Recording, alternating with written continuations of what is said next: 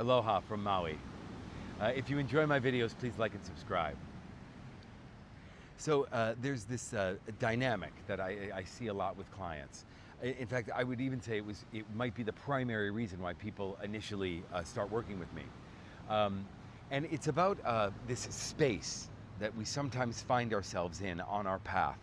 This liminal space, which I have coined the danger zone. The danger zone. So the danger zone is that that space between the old way that no longer works, that has worn out its welcome, and the new way which is not yet formed. And that space in between feels dangerous. It is filled with doubt, and it is filled with fear, and there's not very much to grab onto. And it's this space in between that and I call it dangerous because we can bail. We can bail on the process. We can bail on the process of change.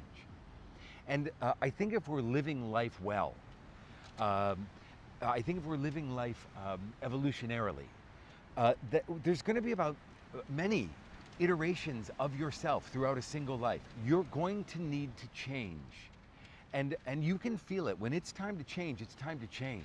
When it's time to go, it's time to go. You can feel it. And when we don't change, when we don't listen to that feeling, that call to move onward, a couple things can happen. The universe can step in and it can do it, which is always on its terms and usually comes with a lesson, and it's not usually that fun. Or we can get sick, or we can just be neurotic and have this kind of this feeling inside, like I'm not doing the thing that I'm supposed to be doing. I feel it, and it can just kind of torture us. So when it's time to change, it's time to change. And and when you recognize that and you're in that in-between place, what do you do? What do you do? A couple things.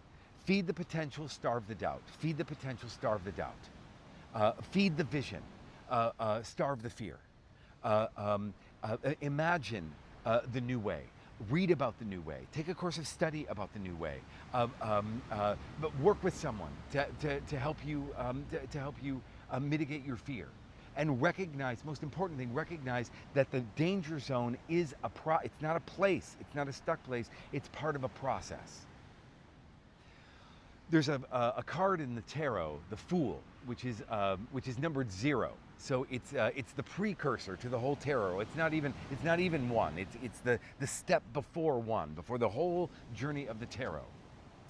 And the Fool is what's depicted is a person smiling. They've got a little belongings on their shoulder. They're clearly on a journey. They've got a dog with them, so they have a friend. And they're about to walk off a cliff. And they're looking up at the sky, which implies faith. And they're about to walk off a cliff.